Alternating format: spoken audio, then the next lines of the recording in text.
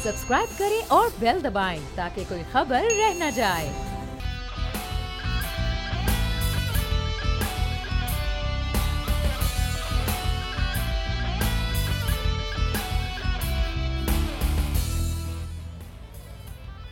अस्सलामुअलैकुम। प्रोग्राम में आपको कहेंगे खुशामदीद। मैं हूं महविश अनस और हमेशा की तरह मेरे साथ मौजूद हैं बोल न्यूज के एडिटर इन चीफ नजीर लगारी साहब। साथ साथ हमारे साथ मौजूद होंगे ब्यूरो चीफ कराची शाहिद जतोई साहब भी। नाज़रीन, हम बार बार ये बात करते हैं कि इक़्तिदार में आने से पहले वज़ीर आज़म इमरान खान की जानिब से बड़े बड़े दावे और बड़े बड़े वादे किए जाते थे और इक़्तिदार में आने के बाद भी हमने देखा कि वज़ीर आज़म की जानिब से और वज़रा की जानिब से बड़ी बड़ी बातें की जाती रहीं, बहुत सारे प्लान्स बताए गए। लेकिन इक़्तिदार में आने के कुछ ही अरसे के बाद जब हुकूमत को आटे दाल का भाव मालूम हुआ तो हमने देखा कि ना सिर्फ वज़ीर आज़म बल्कि वज़रा की जानिब से भी अवाम को किफ़ायत शुआरी के मशवरे दिए जाने शुरू हो गए। सिर्फ यही नहीं, वज़ीर आज़म साहब को कई अहम अवामिल का मालूम ही नहीं होता और उनकी जानिब से कहा जाता है कि टीवी पर देखकर पता चला।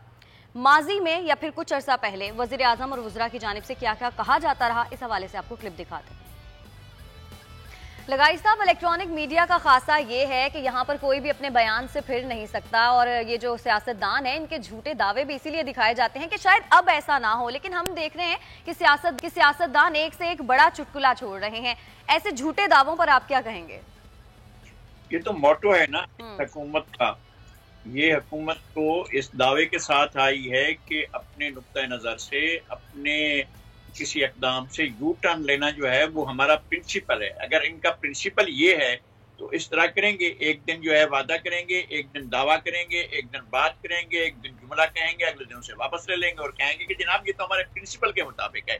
हमारा प्रिंसिपल ही ये है कि हम एक बात कहें और अगले दिन उसके बिल्कुल बरअक्स करें और कहें कि जनाब ये बात बिल्कुल गलत थी, अब ये बात सही है और अगले दिन वो भी गलत होगी। इस तरह से ये तरीका कार जो है इनने 1.5 साल से अपनाया हुआ है। ये हुकूमत है और ये हुकूमत जिस तरह से इस मुल्क के ऊपर मुसल्लत हुई है, जब इस पर ये वजदान खुलेगा और रूहानियत की यूनिवर्सिटी से जब इन्हें ये मालूम होगा कि वो पाकिस्तान के अवाम के लिए कितना बड़ा अजाब है, तब उन्हें शायद एहसास होगा। तब भी एहसास नहीं होगा, तब भी ये यू टर्न ले लेंगे और हमेशा की तरह इनका तरीक़ाकार यही रहेगा कि एक बात कहो और फिर उससे मुकर जाओ और कहो कि ये हमारा प्रिंसिपल है, हमारा बुनियादी मोटो ये है, हमारा नस्मुलैन ये है कि हम एक बात कहते हैं और फिर अगले दिन उससे वापस ले लेते हैं। बिल्कुल। अच्छा शाहिद जतोई साहब, आपसे भी जानना चाहूंगी, मसाइल के हल की बजाय अवाम को बर्दाश्त करने की तलकीन करना क्या ये दुरुस्त होगा? जैसे कि कहा जा रहा था क्लिप में, 2 की बजाय 1 रोटी खाएं, टमाटर की जगह दही इस्तेमाल करें। एक कहावत हमारे यहाँ है सराइकी इलाके में, आटा नहीं है तो पराठे बना लो। अच्छा, ये वो मशवरे दे रहे हैं कि जनाब कोई मसला नहीं है, आटा नहीं है तो फिर पराठे बना लो। पराठे के लिए भी तो आटा चाहिए, पराठे के लिए भी इससे ज़्यादा घी चाहिए। और इनको पता नहीं है बुनियादी तौर पर पाकिस्तान तहरीक इंसाफ जो अपने आप को एक सियासी जमात कहती है, इनकी कभी सियासी ट्रेनिंग नहीं हुई है, ना ही ये मेन स्ट्रीम की पॉलिटिकल पार्टी है, ना ही कभी पाकिस्तान की सियासी जदोजहद में, पाकिस्तान के अवाम की सियासी जदोजहद में ये रही है। और ना ही इन्हें सियासतदानों की तरह पता है कि पाकिस्तान जैसे मुल्क में हुक्मरानी कैसे की जाती है, कैसे मसाइल हैं, पाकिस्तान इस नहज तक कैसे पहुंचा, पाकिस्तान को इस नहज तक पहुंचाने वाली कुव्वतें कौन हैं, उन कुव्वतों से छुटकारा हासिल किए बगैर, उन कुव्वतों से निजात हासिल किए बगैर जो ये बात बैठ के ड्राइंग रूम में करते हैं, ये नहीं हो सकती। ये तो कहने को इन्होंने तो सिर्फ एक जहनी अयाशी बना ली है कि बस 1 मिनट में हर मसला हल हो जाता है। अपोजिशन में क्या होते हैं तो ये कहते हैं कि बस कोई मसला नहीं है, हम हुकूमत में आए तो मसला हल हो जाएगा। जब ये हुकूमत में आए तो इनको पता चल गया कि आटे दाल का भाव क्या है, इन्हें पता ही नहीं है।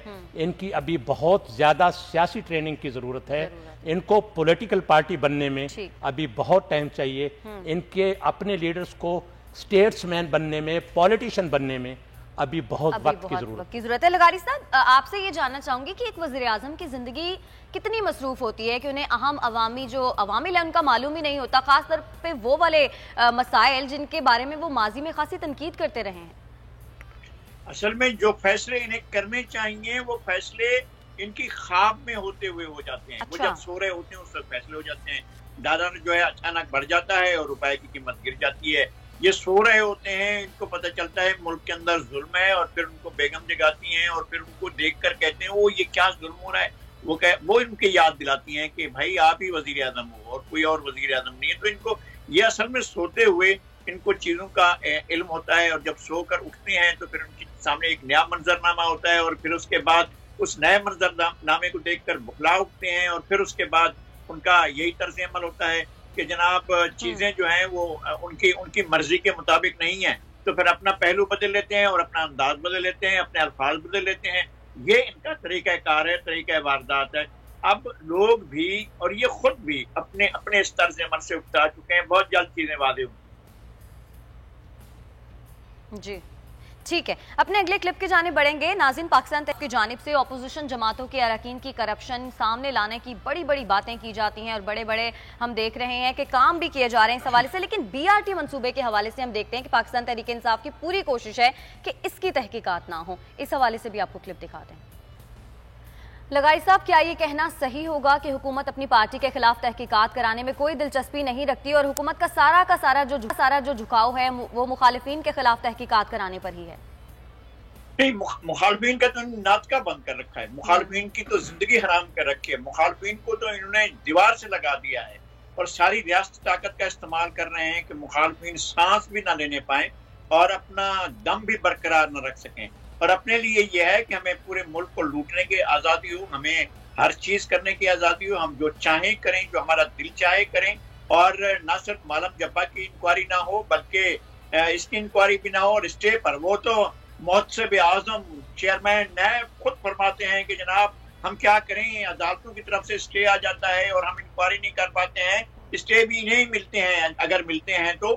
اور اگر یہ پشاور ہائی کورٹ نے یہ ججمنٹ دی ہے کہ بی آر ٹی کی تحقیقات ہونی چاہیے اور تحقیقات کرائی جائے، کیونکہ اس سے پہلے وہ چیزیں سامنے آ چکی ہیں، اور بی آر ٹی میں جتنے بڑے گھپلے ہیں، اربوں کے گھپلے ہیں، اور پتہ چلے گا کہ سارے منصوبوں کے اندر ہونے والے گھپلے ایک طرف، ایک بی آر ٹی کے اندر ہونے والے گھپلے جو ہیں وہ بالکل سارے گھپلوں سے بازی لے جائیں گے، ان کو معلوم ہے. اور پھر یہ کہ اس ایف آئی اے کی اپنی تشکیل کے باوجود، اپنے من پسند لوگوں کو لانے کے باوجود، اپنی اس کی پوری سارا اس کا اسٹرکچر اپنی مرضی سے لانے کے باوجود بھی یہ چاہ رہے ہیں کہ ایف آئی اے انکوائری نہ کرے. یہ تو عجیب شہزادے ہیں، اور اپنے دل کی بات جو جس طرح چاہیں وہ منوا لیتے ہیں. یہ طریقہ کار ہے ان کا.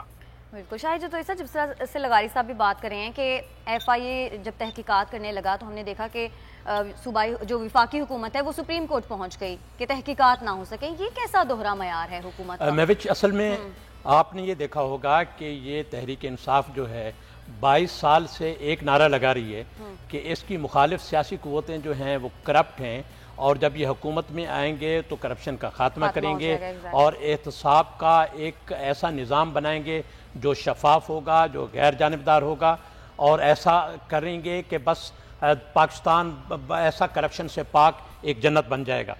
لیکن جو کچھ یہ احتساب کے نام پر کر رہے ہیں، اپنے خلاف انکوائریز رکوا رہے ہیں، اپنے خلاف کیسز رکوا رہے ہیں، اپوزیشن کے خلاف دھڑا دھڑ جو بے رحمانہ کاروائیاں ہو رہی ہیں، ان سب کے بعد مجھے یوں محسوس ہوتا ہے کہ 22 سال پرانا ان کا جو احتساب کا نعرہ ہے، نہ صرف اس پارٹی کا یہ نعرہ غیر مؤثر ہو جائے گا، بلکہ 1947 سے احتساب کا جو ہتھیار سیاسی قوتوں کے خلاف استعمال ہو رہا ہے، اس کے بعد تحریک انصاف کی حکومت کے بعد یہ ہتھیار بھی بیکار ہو جائے گا اور اس کو کوئی استعمال نہیں کر سکے گا.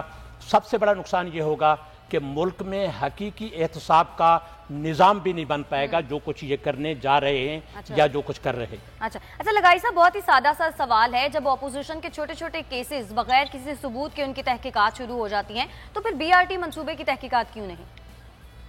وہ چونکہ یہ ملوث ہے نا، چونکہ ان کی سرکار ملوث ہے. 2 وزراء اعلیٰ کا مسئلہ ہے، پرویز خٹک صاحب کا مسئلہ ہے، اور پرویز خٹک کے علاوہ محمود خان کا مسئلہ ہے، اور خود عمران خان صاحب کا مسئلہ ہے، اور اس کے اندر جتنے سٹیک ہولڈرز ہیں، جتنے لوگوں نے اس سے مال کمایا ہے، مال بنایا ہے، اور اس کو ایک سفید ہاتھی بنا دیا ہے، اتنا بڑا پروجیکٹ اور اتنے بڑے اس پر اخراجات آئے ہیں، تو ظاہر ہے وہ اس سے خوف زدہ ہوں گے. ظاہر ہے وہ احتساب کے عمل سے، انہوں نے تو احتساب خود کیا ہے یا لوگوں کا احتساب ہوتے ہوئے دیکھا ہے. احتساب کے شکنجے میں نہیں آئے ہیں ابھی تک. ابھی تو وہ اپنا حساب بھی نہیں دے پائے ہیں کہ ہیلی کاپٹر کی وہ سیر کرتے رہے ہیں کئی سال تک, 5 سال تک حکمرانی کے دوران پرویز خٹک صاحب کی, وہ کس وجہ سے کرتے رہے, کیوں کرتے رہے, وہ ابھی تک اس کا حساب نہیں دے پائے ہیں. ابھی بہت سی چیزیں باقی ہیں. جب اصل مسئلہ یہ ہے کہ احتساب کے عمل کو لا یعنی بے مقصد بے وقت بنا دیا گیا ہے, اور یہ بات شاہد جتوئی صاحب صحیح کہہ رہے ہیں کہ پھر احتساب کے کیا معنی رہ جائیں گے. اور کل احتساب کا ہتھیار جو مقتدرہ کے ہاتھ میں تھا ڈنڈے کی طرح اٹھا کر لوگوں پر برساتے تھے اور کہتے تھے کہ جناب قائد اعظم کے ساتھی جو ہیں وہ کرپٹ ہیں, خائن ہیں, اور مولوی AK فضل اللہ خائن ہے, اور حسین شاہی سہروردی خائن ہے, کرپٹ ہے. اور جس طرح سے قائد اعظم کے ساتھیوں کو کرپٹ کہا گیا اور جس طرح سے قائد اعظم کے ساتھیوں کی توہین کی گئی, اس کے بعد پھر پوری کے پوری پاکستان کی سیاسی اشرافیہ کی توہین کی گئی, اور پھر جو اپنے کرپٹ لوگ ہوتے تھے ان کو جس طرح سے بچایا جاتا رہا ہے, آج بھی تو یہی ہو رہا ہے نا. پھر اس کا مقصد کیا ہوگا؟ لوگوں کی آنکھوں میں دھول جھونکی نہیں جا سکے گی. اب آپ کا یہ ہتھیار بھی کندی ہو جائے گا اور یہ سیاستدانوں کے خلاف شاید استعمال نہ ہو سکے, اور پھر کرپشن اتنی کھلی ہو جائے گی کہ کوئی کسی آدمی کو اس بات کی پرواہ نہیں ہوگی اور اس بات کا سوچے گا بھی نہیں کہ میں کرپشن کر رہا ہوں تو کل کوئی مجھ سے پوچھنے والا ہوگا, کل پھر کون کسی سے پوچھنے والا ہوگا. جب آپ اپنے آپ کو مبرہ سمجھ لیں گے کہ مجھ سے تو کوئی بات ہی نہ کرے, مجھ سے کوئی سوال ہی نہ کرے. ٹھیک ہے, اپنے اگلے کلپ کے جانب بڑھیں گے. ناظرین, حالات و واقعے ہوئے ہم دیکھتے ہیں کہ اکثر صحافی پیش گوئیاں کرتے ہیں اور جب ان کی پیش گوئیاں سچ ثابت ہو جاتی ہیں تو وہ فخر محسوس کرتے ہیں. اس حوالے سے آپ کو کلپ دکھاتا ہے. لغاری صاحب, اپوزیشن کی گرفتاریوں کی پیش گوئیاں تو 70 سے 80% سچ ثابت ہو گئی ہیں, لیکن ہم نے دیکھا کہ اس سے اپوزیشن کی پولیٹیکل پوائنٹ سکورنگ بڑھ گئی ہے. مستقبل میں اس کا فائدہ آپ اپوزیشن کو کتنا ہوتا دیکھ رہے ہیں؟ نہیں, فائدہ کس بات کا ہے؟ کتنی افسوسناک بات ہے کہ آپ لیڈرشپ, آپ لوگوں کے قد و قامت کو کاٹتے جا رہے ہیں, آپ لوگوں کی توہین کرتے جا رہے ہیں, لوگوں کا آپ ذلت امیز ان کے ساتھ سلوک کیا جا رہا ہے. کیا مطلب آپ یہ چاہتے ہیں کہ لوگ سیاست کے اندر نہ ہیں, سیاسی عمل میں شریک نہ ہوں, اور لوگ بات نہ کریں پاکستان کے لوگوں کی, معاشرت کی, محرومیوں کی, دکھوں کی, تکلیفوں کی, آزاریوں کی, بیماریوں کی, لوگ بات ہی نہ کریں, لوگ سوال ہی نہ کریں, لوگ کسی سلسلے میں. یہ احسن اقبال صاحب تو ظاہر ہے اس بار اس لیے وہ نشانہ بنے نا کہ وہ بول رہے تھے, وہ بات کر رہے تھے اور ان کے اوپر ذمہ داری تھی. وہ پارٹی کے سیکرٹری جنرل بنایا گیا تو پھر انہوں نے اپنی ذمہ داری کو محسوس کیا, بات کرنا شروع کی تو اب ان کے لیے ضروری ہو گیا تھا کہ اب ایک ایسا منصوبہ جس پر 2 ارب روپے کا ایلوکیشن تھی اس پر 6 ارب روپے کے ڈالے گئے ہیں. اگر کہ انہوں نے 6 ارب کا کرپشن کیا ہے تو یہ باقی 4 ارب جو ہیں کون سے نیب کے حکام لا کر دیں گے, نیب کا ادارہ لا کر دے گا. یہ عجیب و غریب صورتحال ہے پاکستان کے اندر کہ وکٹمائز کیا جاتا ہے لوگوں کو اندر. یہ 72 سال سے اسی طرح چل رہا ہے. ایک طاقتور انویزیبل پاور ہے جو پاکستان کے لوگوں کو, پاکستان کی سیاسی اشرافیہ کو, پاکستان کے سیاسی حقیقی سیاسی لیڈروں کو جو ہے اس طرح سے تنگ کرتی ہے اور اس طرح سے ان کو سیاست سے بیدار کرتی ہے. شکر ہے کہ لوگ پھر بھی سیاسی عمل میں موجود ہیں, اور میرے خیال میں کہ یہ ہر بار ناکام رہے گا اور لوگ سیاسی عمل سے وابستہ رہیں گے, کیونکہ سیاسی عمل ہی پاکستان کو آگے لے جا سکتا ہے, کوئی اور عمل آگے نہیں لے جا سکتا سیاسی عمل کے بغیر. ٹھیک ہے. اچھا شاہد صاحب, ہم نے دیکھا کہ نیب جب گرفتاری کرتا ہے تو عموماً اس کے بعد ایک پریس ریلیز جاری کی جاتی ہے جس میں کہا جاتا ہے کہ اس ملزم کے خلاف ٹھوس شواہد موجود ہیں, لیکن کچھ عرصے بعد ہم دیکھتے ہیں کہ وہ سارے دعوے دھرے کے دھرے رہ جاتے ہیں, کوئی ٹھوس شواہد پیش نہیں کیے جاتے. کسی بھی تحقیقاتی ایجنسی کو, تحقیقاتی ایجنسی خود ایک پارٹی ہوتی ہے, کسی کو بھی ملزم کا میڈیا ٹرائل کرنے کی اجازت نہیں ہے. یہ روایت ہی غلط ہے کہ وہ پریس ریلیز جاری کرتے ہیں, اور بہت ساری چیزیں پریس ریلیز میں وہ چھپاتے ہیں, جو حقائق ہوتے ہیں ان کو چھپایا جاتا ہے. اور میں آپ کو بتاؤں کہ یہ ایک پولیٹیکل وہ ہوتا ہے کہ ان کو اس میں پریس ریلیز میں بھی یہ تاثر دیا جاتا ہے کسی سیاستدان کی طرح کہ آپ ایک سیاسی پارٹی کا یا ایک ملزم کا جو سیاستدان ہے اس کو آپ جواب دے رہے ہیں, سیاسی انداز میں جواب دے رہے ہیں. تحقیقاتی ادارے اس طرح کا کام نہیں کرتے ہیں. آپ کو میں ویسے ایک بات بتاؤں کہ تحریک انصاف کے ایک رہنما ہیں جو تحریک انصاف کے لیے گانا گاتے ہیں, ان کا ایک میڈیکل کالج تھا نارووال میں. گزشتہ سال PMDC نے اس کو بند کر دیا تھا. PMDC نے یہ ریزن دی تھی کہ یہ میڈیکل کالج نہیں ہے, اس میں وہ ان معیارات پر پورا نہیں اترتا ہے. 1 سال पिछले साल उसको बंद किया, अभी कुछ दिन पहले न सिर्फ उसको बहाल कर दिया गया मेडिकल कॉलेज के तौर पर, बल्कि उसमें सीटें जो हैं 100 से बढ़ाकर 200 कर दी गई हैं, और उससे कहा गया है कि जितना मर्जी प्राइवेट बच्चों से फीस लें, जितना मर्जी वो करें, कोई पूछने वाला नहीं है इनको। जैसे लगारी साहब ये कह रहे थे ना कि जो मैदान खाली कर रहे हैं अपने लिए, ये इमरान खान के लिए मैदान खाली नहीं हो रहा, ये मैदान खाली हो रहा है पाकिस्तान के लिए।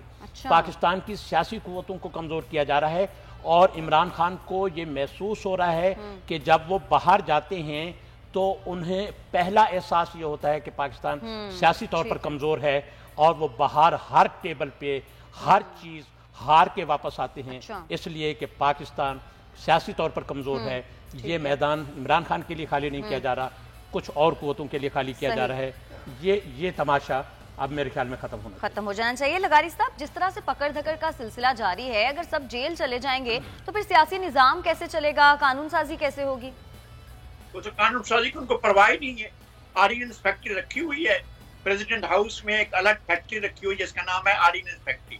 वहां से ये जाते हैं और वो काबीना को भी पता नहीं होता है, बस काबीना से रस्मी मंजूरी ले ली जाती है, वो सर हिला देते हैं या साइन कर लेते हैं, फिर एक आर्डिनेंस आ जाता है। वो आर्डिनेंस जो है वो प्रेसिडेंट हाउस को भेजा जाता है। प्रेसिडेंट हाउस में एक मशीन है जो उस पर दस्तखत कर देती है, और उसके बाद वो आर्डिनेंस जो है वो जारी हो जाता है। पाकिस्तान को तो आर्डिनेंस के जरिए चलाने की बातें हो रही हैं, पर ये जिस तरह से कमांडिंग लाई जा रही है, नैब में जिस तरह अपनी जान छुड़ाई जा रही है, नैब से जिस तरह से सरकारी अफसरान को और ताजरों को अलग करके और बिजनेस कम्युनिटी को अलग करके और सिर्फ सियासतदानों को जो है उनको टारगेट किया जा रहा है, ये चीजें इस तरह से चलाने की कोशिशें हो रही हैं, लेकिन ये सारी चीजें इस तरह से चल नहीं पाएंगी। इनसे ये सारे मामला इस तरह से हो नहीं सकेंगे। ये बहुत अपने लिए मुश्किलात पैदा कर रहे हैं, अपने रास्ते में कांटे बिछा रहे हैं सियासतदानों के लिए जो होते हैं सियासतदान, बाबूका सियासतदान, काबिल एहतराम सियासतदान, वो चलते हैं कांटों पर भी चलते हैं। ये बेचारे कांटों पर कहाँ, ये कालीन पर नहीं चल सकेंगे। ये सूरत हाल होगी। ठीक है लगाई साहब, हमें यहाँ पर ब्रेक की जाने बढ़ना है। से जब हम वापस आएंगे तो फिर कुछ और अहम मामलात पर बात करेंगे। हमारे साथ रहिएगा।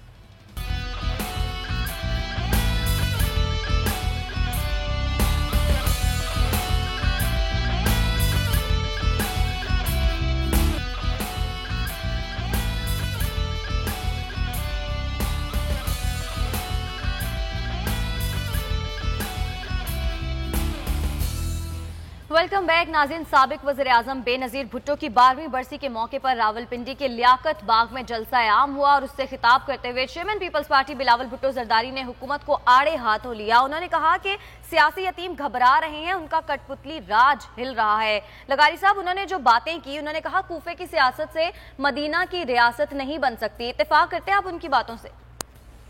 देखें मैंने दोनों जगह देखी हुई हैं, कूफा भी देखा है और कूफे की रियासत के मुख्तलिफ सतून भी देखे हैं, और कूफे के अंदर पलने वाली साजिशें भी देखी हैं, और साजिशों के नताइज भी देखे हैं, और मदीना मुनव्वरा को भी देखा है, और मदीना मुनव्वरा के उन अयाम को भी देखा है जहाँ पर हुजूर के दौर में एक रियासत कायम हुई, और जहाँ पर एक बिल्कुल ऐसा निज़ाम आया जो मुनसिफाना निज़ाम था, वो भी देखा है। ये कहाँ हैं उनके पैरोकार, ये कहाँ हैं रियासत मदीना वाले? ये तो कूफा के नशीन लगते हैं, बल्कि जानशीन लगते हैं। इनका क्या काम है कि जाएं और मदीना की रियासत कायम करें? इनके बस में नहीं है, इनकी ताकत नहीं है, इनकी औकात नहीं है कि ये मदीने की रियासत कायम करें। ये बातें हैं, बातें करते रहेंगे, इसलिए कि इनको तोते की तरह कुछ चीजें रटा दी गई हैं, और ये उन्हीं चीजों को रिपीट करते रहते हैं। जब ये चीजें रटाए लोगों के कानों को पकाने लगेंगी तो फिर कहा जाएगा अभी बस करें, अब कोई नया खेल दिखाते हैं। सही। अच्छा शाहिद जतोई साहब, आपने भी बिलावल भुट्टो जरदारी क्या कल का किताब सुना होगा, जिस तरह से वो उभर कर सामने आ रहे हैं, डट कर जिस तरह से मुकाबला करते हैं और हुकूमत को जिस तरह आड़े हाथों लेते हैं, आपको झलक नजर आती है उनमें उनकी वालिदा की? और आपको पहली बात तो ये है कि लियाकत बाग रावलपिंडी में जो कल जलसा हुआ है वो बहुत कामयाब जलसा था। अच्छा। तमाम मीडिया ने रिपोर्ट्स किया है, वहाँ जो लोग मौजूद थे, मैं उनसे राब्ते में था। जलसा गाह भर गई थी, जलसा गाह के बाहर भी बहुत सारे लोग थे, और इस जलसे की इजाज़त पहले नहीं दी गई थी। लोगों को मायूस किया गया था कि इजाज़त नहीं मिलेगी। आखिरी लम्हे हाई कोर्ट ने इजाज़त दी, रावलपिंडी बेंच ने, लाहौर हाई कोर्ट के रावलपिंडी बेंच ने इजाज़त दी। उसके बावजूद लोग बहुत बड़ी तादाद में पहुँचे। ये मकतल है बेनज़ीर भुट्टो का, ये लियाकत बाग जो है, और कल बिलावल ने साबित किया कि कत्ल गाहों से चुनकर हमारे अलम और निकलेंगे उस शाख के काफिले। इस जलसे का पाकिस्तान की सियासत पर बहुत ज़्यादा इम्पेक्ट है। अच्छा। ये जलसा पाकिस्तान की सियासत के, पाकिस्तान के हालात के इन मरहले में हुआ है जब बड़ी पॉलिटिकल एक्टिविटी की ज़रूरत है, जब पाकिस्तान में किसी बड़ी सियासी जमात को खोलकर अपना किरदार अदा करने की ज़रूरत है, जब पाकिस्तान में अब इस बात की ज़्यादा ज़रूरत महसूस हो रही है कि लोगों को मुतहर्रिक किया जाए, लोगों को सियासत की तरफ जो पहले रोका गया था अब वापस सियासत को बहाल किया जाए और लोगों को मुतहर्रिक करके एक मुअस्सर किरदार के लिए लोगों को तैयार किया जाए। पाकिस्तान पीपल्स पार्टी का जो कल का जलसा है, मैं समझता हूँ सियासी मायूसी से लोगों को निकालने के लिए ये एक सबब बन सकता है। अच्छा। बहुत कामयाब जलसा है। और बिलावल का बयानिया भी मैं समझता हूँ कि वही है जो हम बेनज़ीर का बयानिया था, जो जुल्फ़िकार अली भुट्टो का बयानिया था। हालात तब्दील हो गए हैं, लेकिन उस हालात के मुताबिक, बदले हुए हालात के मुताबिक ये बदला हुआ बयानिया भी बिल्कुल उसका कंटिन्यूएशन है, उसका तसलसल है जो भुट्टो का था, जो बेनज़ीर का बयानिया था। ठीक है लगाई साहब, इमरान खान साहब ने कराची का दौरा किया और उन्होंने अपने खिताब में कहा कि जब हुकूमत संभाली तो हमें स्वीडन की मईशत नहीं मिली थी। साथ साथ ये भी कहा कि आइंदा 5 साल अवाम को बताता रहूंगा कि हमें कैसी मईशत मिली। यानी इन्होंने सोच लिया है कि अवाम को सिर्फ यही बताना है, ये नहीं बताना कि हमने अवाम के लिए क्या किया। बिल्कुल ऐसा है कि इनको तो जिस तरह की मईशत मिली, इसको तो उन्होंने 4 चांद लगा दिए। जाने वाले जो थे वो तो मईशत को खराब कर रहे थे, इन्होंने आकर उसको ठीक किया है। जो लोग चले गए हैं उन्होंने मईशत के साथ जो किया था, इससे उन्होंने जाकर और ज्यादा आगे बढ़कर मईशत को बेहतर किया है। भाई कोई खुदा का वास्ता, पाकिस्तान के लोगों को आप मजाक समझते हैं? लोगों के विजन को, लोगों की सोच को, लोगों की समझ को, लोगों की फिक्र को, लोगों के मसाइल को, लोगों के दुखों को आप किस तरह से लेते हैं? आप क्या चीजों को किस तरह समझते हैं? चीजों को क्या आप लोगों को समझते हैं कि वो फातुल अक्ल हैं? क्या लोगों के लिए आपका तस्वुर ये होता है कि लोग सोचते नहीं है, लोग समझते नहीं है, लोग मसाइल का शिकार नहीं है, वो अपनी जिंदगी के रोजगार के रोजमर्रा के मसाइल के अंदर फंसे हुए नहीं? एक एक चीज देख रहे हैं लोग। उस वक्त को भी देख रहे थे, आज भी देख रहे हैं, उससे पहले वक्त को भी देख रहे थे, आज को भी देख रहे हैं, उससे माजी को भी देख रहे थे, आज भी देख रहे हैं। आज तो आपने हशर कर दिया लोगों का जीना 2 बार हो गया। लोगों से नाने शबियां छीन ली आपने, लोगों के साथ आपने 2 वक्त की रोटी और बच्चे के मुंह से उसका दूध छीन लिया है। और आप कहते हैं कि जनाब हमें तो बहुत बुरे हालात में मिला था। क्या इस तरह के बुरे हालात थे? क्या डॉलर इस तरह से चला गया था? क्या अदम इस्तेकाम इस तरह से था? ये तो इंतहा हो गई है कि पाकिस्तान में मुआशी अदम इस्तेकाम इतना शदीद किस्म का पाकिस्तान की तारीख में कभी नहीं रहा है जो आज के दौर में। शाहिद साहब, आप दौरा कराची को किस तरह से देखते हैं? वज़ीर आज़म साहब ने कहा कि नौकरियां फराहम करने की पूरी कोशिश करेंगे। कैसे? आप तो नौकरियां छीन रहे हैं, रोजगार छीन रहे हैं। अजी उनका कहना ये है कि प्राइवेट सेक्टर नौकरियां देगा, हम नहीं दे सकते। अच्छा। उनका ख्याल ये है कि प्राइवेट सेक्टर इस कदर तरक्की कर लेगा कि वो नौकरियां देने लग जाएगा और लाखों की तादाद में नौकरियां होंगी। लेकिन जब वो कल ताजरों से मिले तो ताजिर रो पड़े। उन्होंने कहा जी ये क्या हो रहा है हमारे साथ, हम कारोबार नहीं कर सकते हैं। कल तो ताजिर चीख पड़े। अच्छा। कल सनतकार चीख पड़े। उन्होंने कहा जी आप हम पे सारा बोझ डालते हैं, हमें कहते हैं कि हम लोगों को रोजगार दें, हम तो अपना कारोबार नहीं चला सकते हैं, हम अपनी सनतें नहीं चला सकते हैं, तो आप हम पे कैसे जिम्मेदारी डाल रहे हैं? तो उन्होंने बिल्कुल वाजे कर दिया।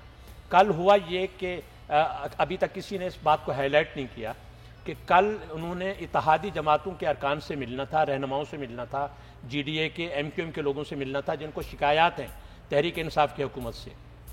वज़ीर आज़म उनसे नहीं मिले। वज़ीर आज़म के आने से पहले गवर्नर ने उनको एक ज़ोहराना दिया, लंच दिया, उस पर बुलाया, उसमें 2 वफाकी वज़रा बैठ गए और इत्तेहादी जमातों के जो शिकवे शिकायत थी वो सुन लिए और कहा जी हम आपको वज़ीर आज़म को बता देंगे। ये पहली दफ़ा ये रिवायत हुई है कि वज़ीर आज़म के बिहाफ पे उनके नीचे के लोग जो हैं अपने इत्तेहादियों से मुलाकात करते हैं। अब तो इत्तेहादियों का सामना करने के लिए भी वो तैयार नहीं। सही। लगाई साहब, कराची में 6 रोज के बाद अचानक खुलने वाले CNG स्टेशन चंद घंटों बाद ही बंद कर दिए गए। ऐसा क्यों होता है लगाई साहब? ये आज की तो कोई बात है नहीं, जैसे ही सर्दियां शुरू होती हैं ना सिर्फ सिंध बल्कि पंजाब वाली साइड पे भी गैस बहरान पैदा हो जाता है। हुकूमत इस तरह की चीजों की तरफ तवज्जो क्यों नहीं देती? ये तो बुनियादी जरूरियात हैं। तो ये क्यों करेंगे?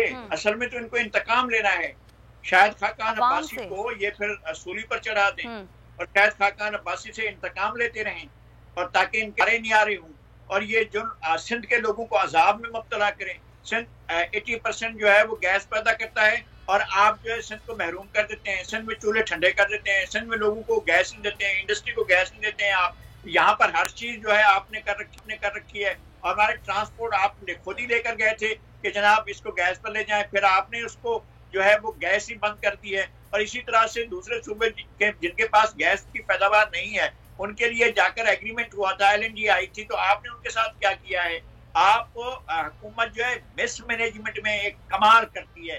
اس حکومت کا سب سے بڑا قرۂ امتیاز مس مینجمنٹ ہے اور اسی پر وہ اپنی قدرت رکھتی ہے, اس کے علاوہ اور کوئی کام نہیں کر سکتی ہے.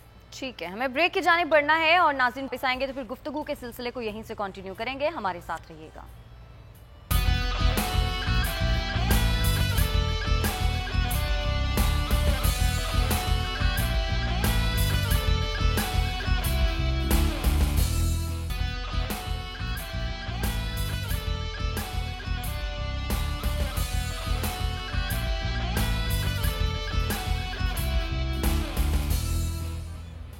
ویلکم بیک ناظرین. بھارت میں شہریت کا متنازع قانون اور ساتھ ساتھ عوام کے محافظ ہی عوام کے دشمن بن گئے. ہم آپ کو ایک ویڈیو دکھاتے ہیں. پہلے اس ویڈیو میں آپ دیکھ سکتے ہیں کہ کس طرح سے RSS کی جانب سے ایک بہت بڑی, ایک بہت منظم ریلی نکالی گئی ہے اور سیاسی پاور کا کس طرح سے مظاہرہ کیا گیا. ہم اپنے ناظرین کو دکھاتے ہیں. لغاری صاحب, یہ ویڈیو آپ نے دیکھی ہوگی, کس طرح سے سیاسی پاور کا مظاہرہ کیا گیا ہے RSS کی جانب سے, اور پوری دنیا میں اب یہی بات ہو رہی ہے کہ RSS نازی بن رہا ہے, اپنی فوج لانا چاہ رہا ہے. آپ نے دیکھا ہوگا اس ریلی کو. آپ نے دیکھا ہے کہ کس طرح سے دوسری جنگ عظیم سے پہلے اور پہلے جنگ عظیم کے بعد نازیوں نے اپنے آپ کو کس طرح سے منظم کیا تھا اور کس طرح سے وہ اپنے آپ کو ایک آرگنائز ملیشیا کی صورت میں, ایک سبسٹیوٹ ملیشیا کی صورت میں سامنے لائے تھے اور کس طرح سے انہوں نے ریاست کے اقتدار پر قبضہ کیا, سے انہوں نے جو ہے پوری کے پوری دنیا کو ایک جنگ عظیم کے عذاب میں مبتلا کر دیا. مودی اس طرف کو جا رہا ہے, RSS اس طرف کو جا رہی ہے. ایک پوری ہم نہیں چاہتے ہیں, ہم سب سے قریبی پڑوسی ہیں, ہم چاہتے ہیں کہ جنگ ٹلی رہے, ہم چاہتے ہیں کہ یہ صورتحال پیدا نہ ہو, لیکن RSS اور مودی کا مائنڈ سیٹ جو ہے وہ دنیا کو ایک عذاب کی طرف لے کر جا رہا ہے.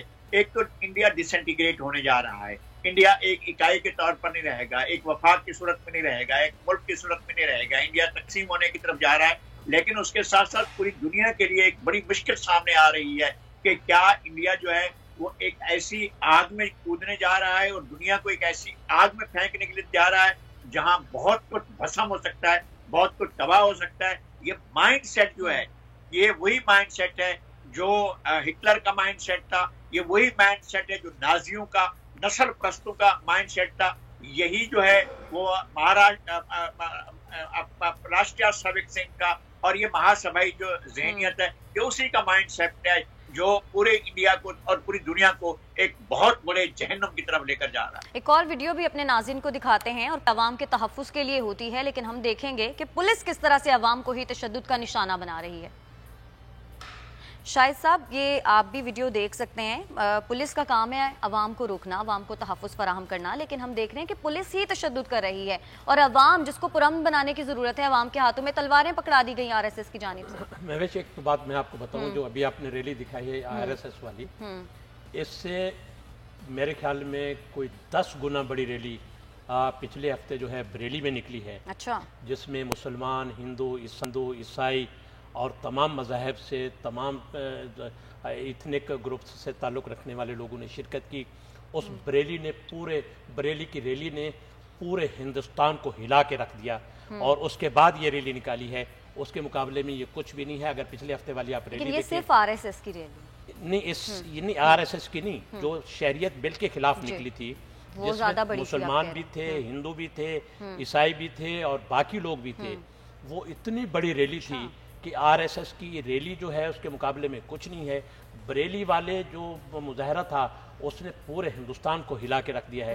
میں آپ کو ایک بات بتاؤں کہ 90s میں امریکی دانشور پال کینیڈی نے ایک کتاب لکھی تھی, preparing for the 21st century.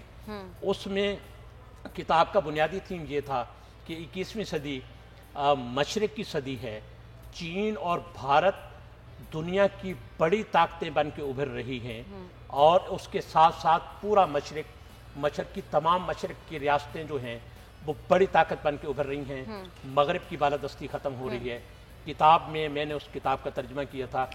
किताब में एक बात बड़ी उसने टेक्निकली लिखी थी कि भारत में जो एथनिक और रिलीजियस फॉल्ट लाइन है, अगर ये एक्टिव हो गई तो फिर मशरिक की मगरिब पर बालादस्ती का ये ख्वाब पूरा नहीं होगा।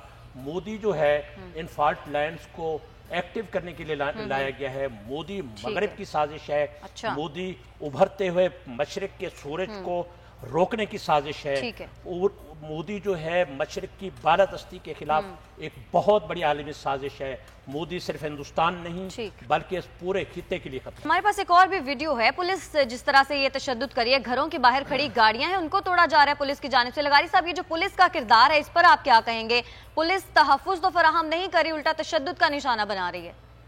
पुलिस रियासती इंस्ट्रूमेंट है। जिस तरह से रियासत का हुक्म होता है उस पर अमल करती है। जिस तरह से सरकार कहती है, सरकार के अहकामात पर अमल करती है और उस सूरत हाल को और ज्यादा खराब करती है जो सूरत हाल प्रिवेल कर रही होती है। पुलिस का काम ये नहीं होता है कि लॉ एंड ऑर्डर कायम करे। जहाँ जहाँ जिन जिन मुल्कों में इस तरह के मसाइल होते हैं वहाँ पुलिस का काम लोगों को तहफ़्फ़ुज़ फराहम करना नहीं रहता है। इसलिए कि स्टेट का माइंड नहीं ये नहीं होता है, इसलिए कि हुकूमत का माइंड सेट ये नहीं होता। हुकूमत का माइंड सेट लोगों को अदम तहफ़्फ़ुज़ का शिकार करना होता है। लोगों को एक ऐसी सूरत हाल का शिकार करना होता है जिसके अंदर वो समझें कि अब उनके लिए कुछ भी बाकी नहीं बचा है। तो ऐसे माइंड सेट के साथ जब पुलिस कार्रवाई करती है तो उसके अंदर कोई रहम नहीं होता है, कोई ऐसा जज्बा नहीं होता है जो इंसानियत का जज्बा हो। तो पुलिस को बाकायदा इस बात की है कि किस तरह से इंसानी जज्बात से बालातर होकर और इंसानी जज्बात को रौंदते हुए और बेरहमी के साथ रौंदते हुए वो लोगों के साथ तशद्दुद कर अभियान अख्तियार करे, अमलाक को नुकसान पहुंचाए, लोगों को नुकसान पहुंचाए। ठीक है, बहुत शुक्रिया आपका नज़ीर लगारी साहब। शाहिद जतोई साहब, आखिरी और प्रोग्राम का इख्तिताम इस दुआ के साथ कि कश्मीर में कर्फ्यू को 142 रोज हो गए हैं। पाकिस्तान की जानिब से तो मुसलसल आवाजें उठाई जा ही रही, 146 दिन हो गए हैं कर्फ्यू को, और पाकिस्तान की जानिब से तो आवाजें उठाई जा ही रही हैं। और हम ये दुआ करते हैं कि अक़वाम आलम का ज़मीर भी जागे। हमें इजाज़त दीजिएगा, कल फिर से आपकी खिदमत में हाजिर होंगे। तब तक के लिए अल्लाह निगहबान।